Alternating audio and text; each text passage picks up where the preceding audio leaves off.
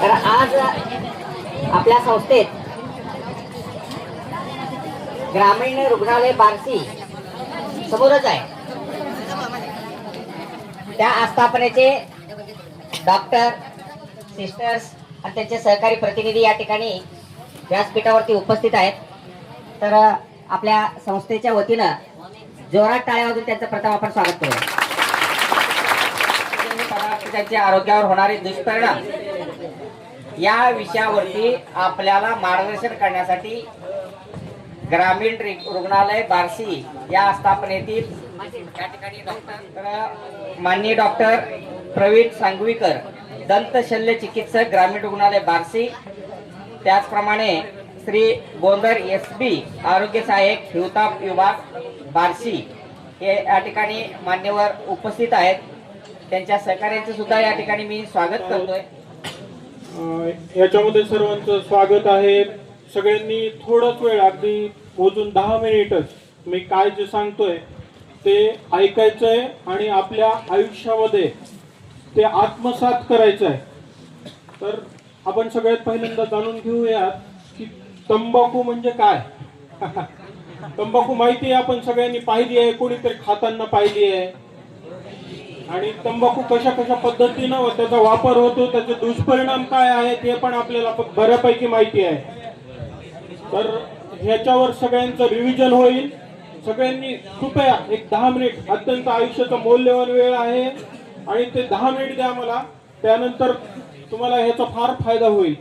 तर तंबाखू हे आपण जे पाहतो की हे प्रकारचं नैसर्गिक पीक आहे, जे की पूर्वी अमेरिकेमध्ये तयार व्हायचं, पिकवलं जायचं आणि ते भारतामध्ये अत्यंत झपाट्यानं लोकप्रिय झालं. आणि भारतामध्ये सुद्धा तंबाखूचं पीक प्रमाणामध्ये असे रसायनं आढळून येतात की ज्याच्यामुळे कुठल्याही प्रकारचा शरीराला फायदा होत नाही आणि दुष्परिणाम म्हणजे इतके आहेत की त्याचं नगण्य आहेत. म्हणजे प्रत्येक अगदी केसापासून ते पायाच्या नखापर्यंत तंबाखू आणि तंबाखूजन्य पदार्थाचे दुष्परिणामच आढळून आलेले आहेत.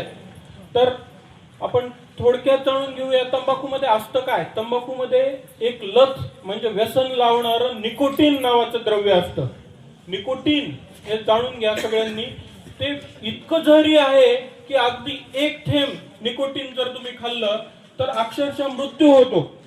तर मग आपण काय खातोय तंबाखूमधून?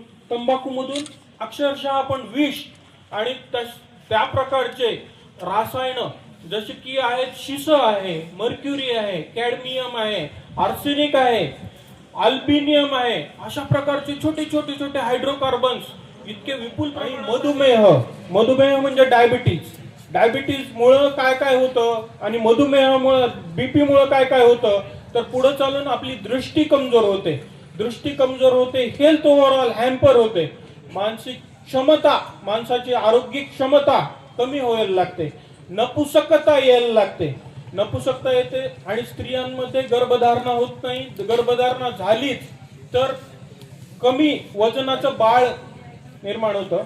याच्याशिवाय क्षयरोग, फुफ्फुसाचे सगळे रोग, दमापासून सगळे. तर हे सगळ्या गोष्टी. त्यानंतर गँग्रीन आहे, लकवा आहे, मेंदूमध्ये स्मरणशक्ती कमी व्हायला लागते, माणसाचा कॉन्फिडन्स कमी व्हायला लागतो. हे सगळे दुष्परिणाम म्हणजे अगदी तुम्ही त्याच्यावर PhD करू शकता, एवढे सगळे दुष्परिणाम आहेत. आणि ही तंबाखू विकली किती जाते माहिती करायची आहे की मी आजपासून तंबाखू सोडली, आज हे माझा वाढदिवस आहे, यांचा वाढदिवस आहे, या निमित्त मी तंबाखू सोडली आणि याच्या पुढे खाणार नाही, हे असं घोषणा करायची आहे. घोषणा केल्यानंतर आपल्याला स्वतःच तरी जबाबदारी राहते की बाबा आपण सगळ्यांना वचन दिलंय की मी तंबाखू खाणार नाही, तंबाखूजन्य पदार्थ खाणार नाही. याच्यामुळे आणि त्यानंतर आपण कृती काय करायची, परिहार काय करायचा आहे हे पण जाणून घ्या की बाबा आपले मित्र परिवार जो कोणी आहे त्याचा त्याग करायचा, जे की हे असे व्यसनाधीन आहेत. मित्र परिवार तंबाखू जे खातात त्यांचा त्याग करायचा आहे, परिहार करायचा आहे. अगदी जो आपण मार्ग क्रमण करतो ज्याच्यामध्ये तंबाखूची जी ही आहे टपरी आहे जिथं जाऊन आपण खातो तो मार्ग सुद्धा सोडायचा आहे. आणखीन हे छोट्या छोट्या गोष्टी आहेत पण फार महत्वाच्या आहेत. जेव्हा तुम्हाला तंबाखू खावीशी वाटेल तेव्हा 5 ते 10 मिनिट आपण ते टाळायचे. 5 ते 10 मिनिट फार महत्वाचे आहेत. ते 10 मिनिट महत्वाचे आहेत. तेव्हा आपण पाणी पिऊ शकता. चणे, फुटाणे, खरमुरे, वटाणे अशा गोष्टी खाऊ शकता. सकाळी थोडं प्राणायाम करणे, योगासनं करणे. आता सरळ सकाळी म्हणाले आम्ही योगासनाचा क्लास केला तर योगासनामुळे सुद्धा याच्यामध्ये हळूहळू फरक पडत जातो. आत्मविश्वास दृढ व्हायला लागतो.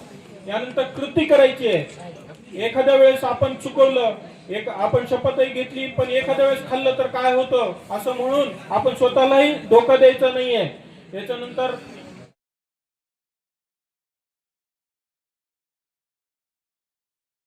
शपथ घेतो की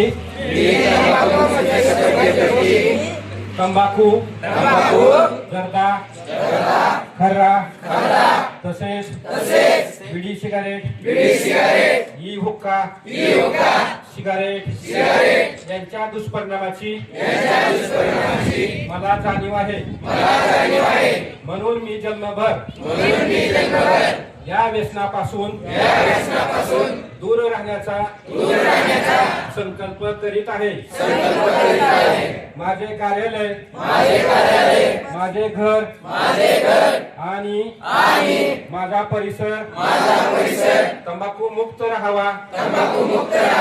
तसेच इतरांनी तंबाखूजन्य पदार्थांचा परित्याग करावा. यासाठी मी प्रयत्न करेन.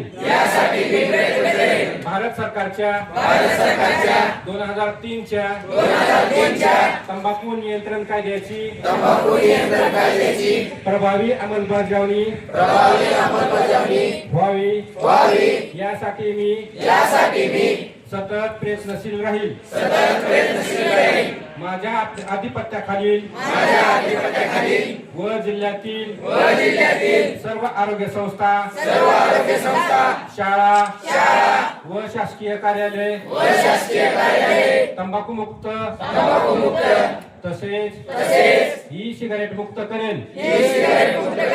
मी माझे कार्यालय, माझे घर, माझे गाव, माझी शाळा, माझी संस्था आणि माझा महाराष्ट्र तंबाखू मुक्त करण्याचा प्रयत्न करेन.